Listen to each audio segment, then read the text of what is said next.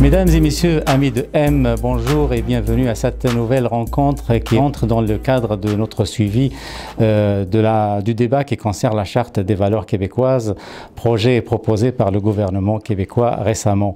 Aujourd'hui, j'ai le plaisir de rencontrer M. Bernard Drainville, ministre responsable des institutions démocratiques et de la participation citoyenne, l'homme à qui on a confié cette lourde et délicate tâche de présenter, de défendre et de promouvoir la Charte des valeurs québécoises. Monsieur Bernard Drainville, merci de nous recevoir ici à votre bureau de comté à Longueuil. Ça me fait plaisir, Monsieur Abdou. Ça me fait très plaisir. Alors, moi, je vais vous poser quelques questions en désordre, mais en désordre volontaire.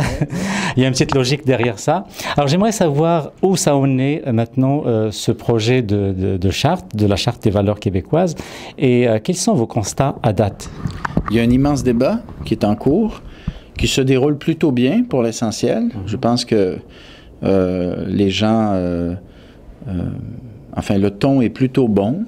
Il y a des petites pointes parfois qui sont moins agréables, mais je vous dirais que dans l'ensemble, ça se passe plutôt bien. Il y a plus de 120 000 personnes différentes qui sont allées sur le site Internet, donc www.nosvaleurs.gouv.qc.ca. Il y a plus de 15 000 personnes qui ont laissé des commentaires. Donc, on va se nourrir de tous ces commentaires pour finaliser la rédaction du projet de loi qui, on l'espère, sera déposé cet automne. Et donc, je vous dirais que c'est bien enclenché.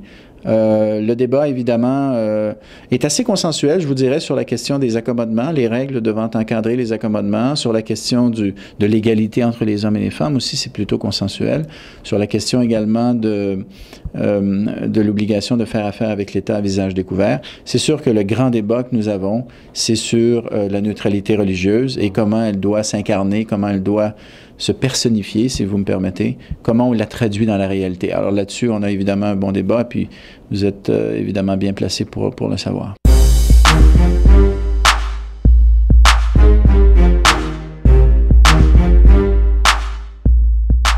Quels sont les critères sur lesquels vous allez vous baser pour, disons, formuler la version finale de la charte que vous allez proposer à l'Assemblée nationale? C'est une bonne question. On essaie d'en arriver avec un projet qui soit le plus large et consensuel possible.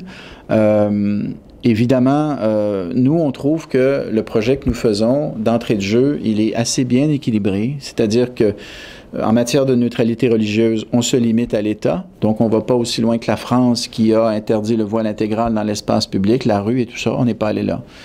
En matière de signes religieux, les usagers, les étudiantes, les élèves, par exemple, pourront continuer à porter le voile. Donc, là aussi, on est différent de la France. On s'est vraiment limité au personnel de l'État, donc les gens qui incarnent l'État, qui travaillent pour l'État au sens très large, et évidemment, ça veut dire donc pendant les heures de travail.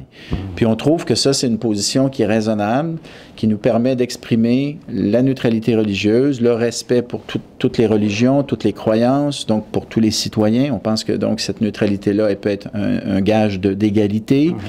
On trouve de façon générale que ça se défend bien.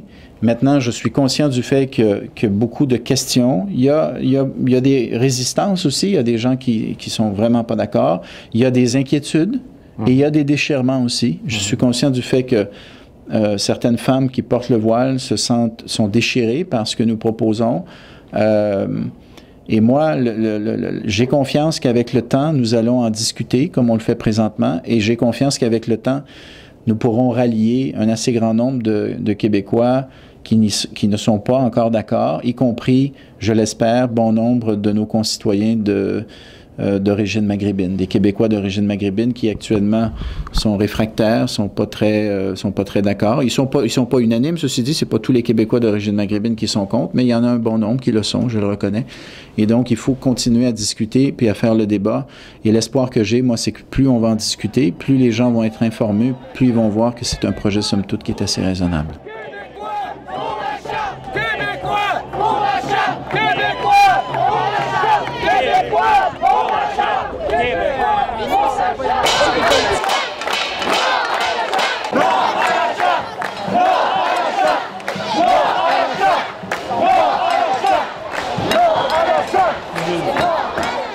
Vous avez évoqué la femme voilée.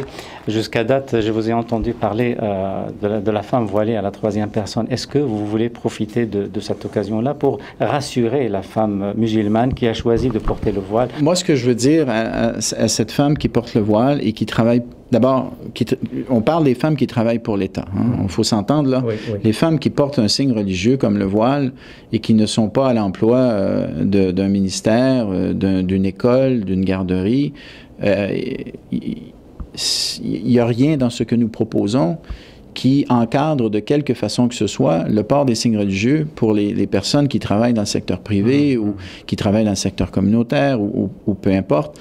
C'est vraiment les personnes qui sont à l'emploi de l'État pendant les heures de travail.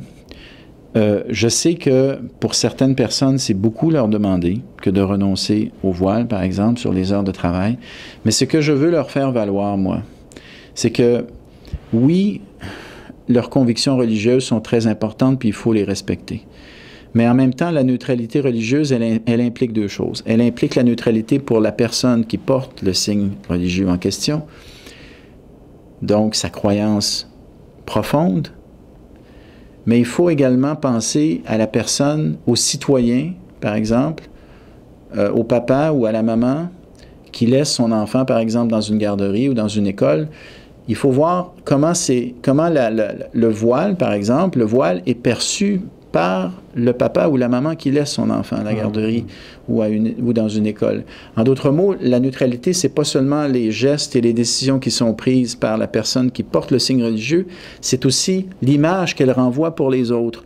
Donc, il y a une neutralité réelle, mais il y a une neutralité apparente également.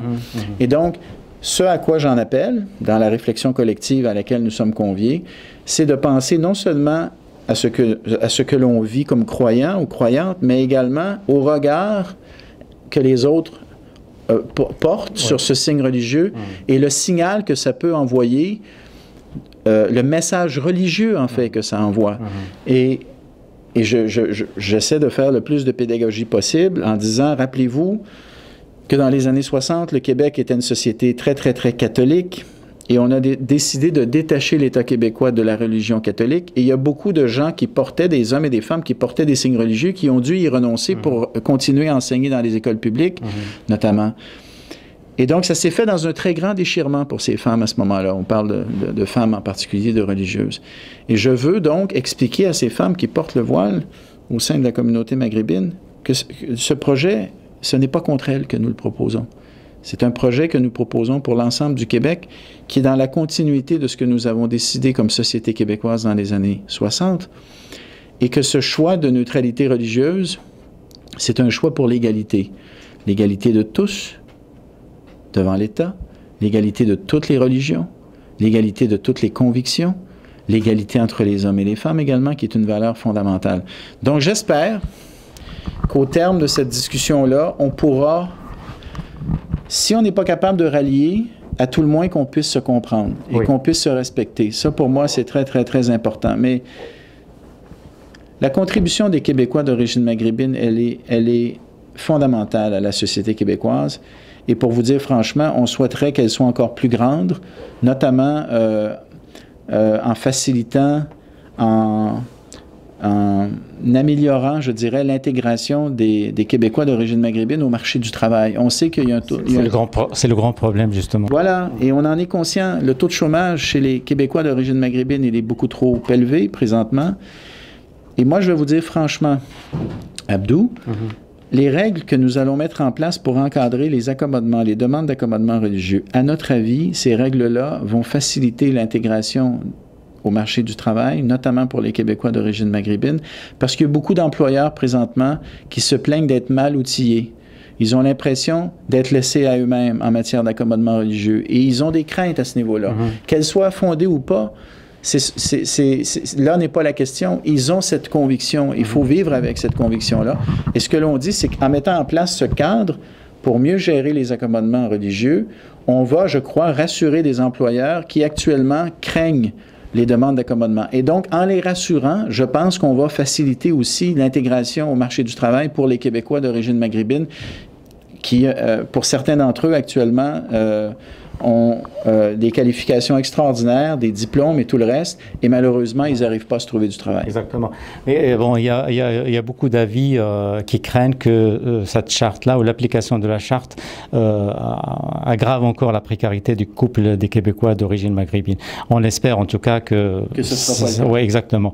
Et puis, est-ce que vous avez un peu évalué l'impact socio-économique ou éventuellement un plan d'accompagnement de ces femmes-là pour leur trouver une issue éventuelle si au cas où la charte est adoptée et au cas également où ces femmes-là choisissent vraiment de garder le voile et de ne pas de quitter leur travail. Est-ce qu'il y a une solution imaginée pour sauver leur carrière? Bon, alors, d'abord, il va se passer encore pas mal de temps avant qu'on dépose le projet de loi, là. Par la suite, il y aura une assez longue période de consultation. Vous comprendrez que les tractations avec les autres parties risquent d'être assez longues. Donc, on parle pas d'un projet de loi qui va entrer en vigueur à très court terme. Donc, on a encore un peu de temps devant nous pour justement réfléchir au genre de questions que vous posez.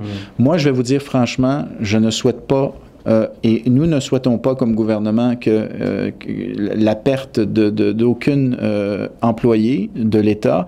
On souhaite garder tout le monde parce que de façon générale, ces hommes et ces femmes sont très appréciés, très compétentes. Et donc, moi, l'espoir que j'ai, c'est que si jamais la charte devenait loi, l'espoir que j'ai, c'est qu'on va pouvoir garder tout le monde, OK? J'ai espoir. Pourquoi j'ai cet espoir-là? D'abord parce qu'il y a un certain nombre de femmes qui portent déjà le voile, qui renoncent à porter le voile en présence des enfants. On a quelques cas documentés de ça. Donc, des femmes qui travaillent dans le secteur public scolaire, secteur des services de garde, garderie. Donc, il y a déjà quelques femmes qui portent le voile qui acceptent d'y renoncer quand elles sont en présence des enfants. Alors moi, je me dis, si c'est possible pour ces femmes, peut-être qu'on réussira à en convaincre plusieurs qui portent actuellement le voile, qui nous disent « j'y renoncerai jamais ». Peut-être qu'avec le temps, on va pouvoir les convaincre que c'est un compromis honorable durant les heures de travail que de ne pas envoyer un message religieux aux enfants. Par ailleurs, moi, ce que je tiens à vous dire, c'est que si jamais la loi devenait loi, le projet de loi devenait loi, on va agir humainement et on va se donner une période je dirais, de conciliation, une période d'accompagnement pour faire en sorte... On ne va pas arriver et dire à quelqu'un, c'est terminé, bye-bye, là. On va faire les choses correctement. Et moi, je tire un certain réconfort de ce qui s'est passé en France. Évidemment, on ne parle pas tout à fait de la même chose parce qu'en France, c'est les signes religieux ostentatoires pour les écolières dans les écoles publiques. Mais rappelez-vous, quand cette mesure-là a été proposée en France, les gens disaient ça va être le départ massif des écoles publiques vers le privé. Tout ça, ça ne s'est pas passé. La majorité des écolières, puisque pour l'essentiel, c'était des écolières qui portaient le voile, ont accepté d'y renoncer. Dans certains cas, il y a eu une période de conciliation, effectivement, puis les choses se sont finalement bien passées. Les chiffres qui sont officiels, c'est à peu près 10% qui ont quitté. Donc, la vaste majorité ont finalement accepté la loi, la nouvelle loi. L'espoir que j'ai, c'est qu'au terme du débat que nous aurons eu, qui sera, je l'espère, qui continuera d'être respectueux, j'espère qu'une majorité de ces femmes qui pourraient être concernées par la nouvelle loi que nous ferions voter, donc des femmes qui sont au service de l'État, on ne parle pas des écolières, encore une fois, c'est différent. J'espère qu'une majorité d'entre elles, en bout de ligne, accepteront de continuer à faire le travail qu'elles font si bien présentement.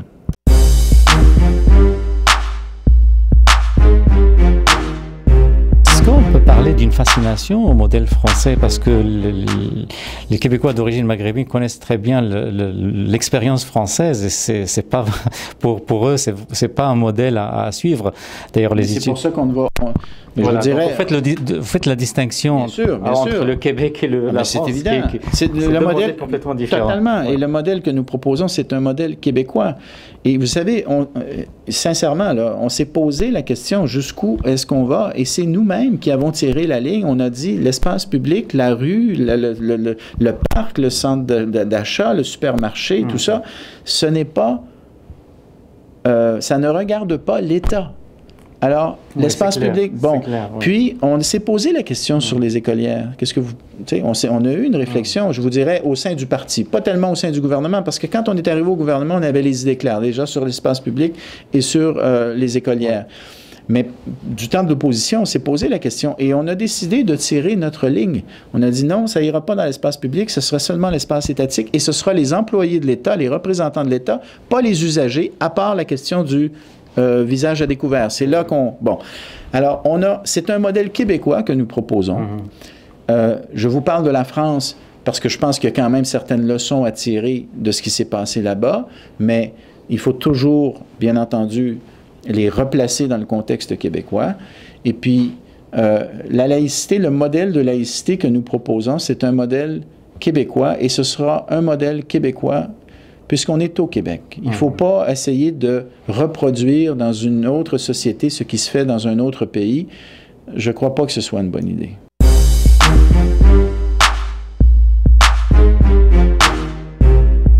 On ne vous a pas entendu, ni vous ni Madame Marois, condamner fermement les graffitis haineux et les propos haineux qu'on a vus récemment. Oui, moi, j'ai condamné, j'ai été le premier à condamner l'acte de vandalisme. Par un tweet. Oui, mais aujourd'hui, de nos jours, les tweets ont la même valeur que les déclarations. Fiez-vous sur moi pour ça. Oui, mais là, j'aimerais vous entendre justement clairement. Ben moi, parce que la population doit entendre des... Non, vous avez raison. Vous avez raison. Alors, ce qui s'est passé à Saguenay, c'est inacceptable. Il faut faire ce débat-là dans le respect les uns et les uns des autres. Il faut condamner tout geste d'intimidation, tout geste de violence. On est en démocratie au Québec, puis il faut être capable de faire ces débats-là dans le respect. La liberté de religion, c'est un droit fondamental. Les gens ont le droit à la liberté du culte. Ils ont le droit d'avoir leur endroit pour prier. Le port des signes religieux, c'est un droit également dans l'espace public. Il faut protéger cela, il faut affirmer cela. Bref, la violence, l'intimidation, le manque de respect, ça n'a pas sa place au Québec. Et on a toujours réglé nos débats collectifs, et certains ont été passablement difficiles, je vous prie de me croire, passablement émotifs. On a toujours réussi à les régler d'une façon démocratique. Il faut continuer à le faire d'une façon démocratique. Donc moi, depuis le début, je dis le ton est aussi important que le fond dans ce débat-là. Et le ton, ça veut dire quoi? Ça veut dire, même si on n'est pas d'accord, il faut être capable de se le dire et se respecter. S'accepter aussi. Et totalement. Si ce n'est que, d'abord, pour s'assurer que le débat se fasse correctement, mais aussi pour préparer l'éventuel après-débat. Si jamais la loi est votée, si on a fait le débat dans le respect, ça va être beaucoup plus facile d'en faire la mise en œuvre. Si les gens ont l'impression qu'à tout le moins, ils ont eu le droit de s'exprimer, ils ont eu le droit de dire leur désaccord, ils ont eu le sentiment d'être écoutés, même si, diront-ils, le projet de loi ne reflète pas nécessairement la réticence ou l'opposition qu'ils avaient, ils auront au moins le sentiment que la forme y était, que le respect y était. Et ça, je pense que ça va être beaucoup, beaucoup plus facile pour la suite des choses, peu importe quelle sera cette suite des choses.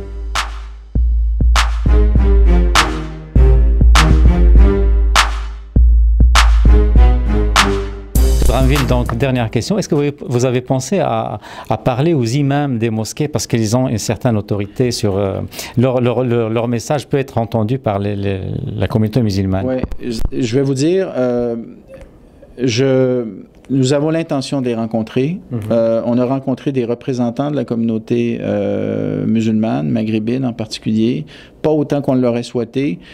Mais vous savez, j'ai essayé quand même d'en rencontrer quelques-uns. Je veux en rencontrer d'autres. J'ai aussi essayé de rencontrer des représentants d'autres communautés pour, encore une fois, préparer la discussion, s'assurer que le message soit bien entendu, que le message de respect soit bien entendu, pour bien clarifier nos intentions également, pour dire et redire que c'est un choix de société que nous proposons, c'est pas un geste ou une politique envers quelque communauté que ce soit. J'essaie de la situer dans notre continuité historique.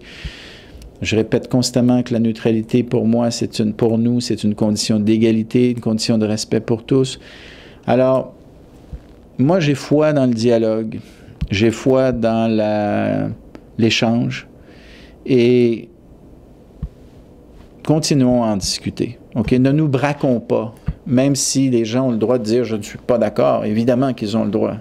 Mais je vous demande, en particulier aux gens qui nous écoutent, gardez quand même l'esprit ouvert. J'essaie sincèrement de voir votre perspective, puis je comprends la difficulté que ça pose, je comprends le déchirement que ça pose. Je suis très conscient de ça, du facteur humain. Mais je vous demande aussi, s'il vous plaît, de essayer de vous mettre aussi dans la position de l'autre et essayer de voir un peu comment, essayer de voir leur perspective aussi. Et peut-être que si on comprend la perspective l'un de l'autre, peut-être qu'on réussira à se comprendre et à s'entendre. Monsieur Bernard Drainville, merci infiniment. Merci beaucoup pour cette entrevue. Merci. Alors, merci de votre attention et à très bientôt, toujours sur mtl.ca.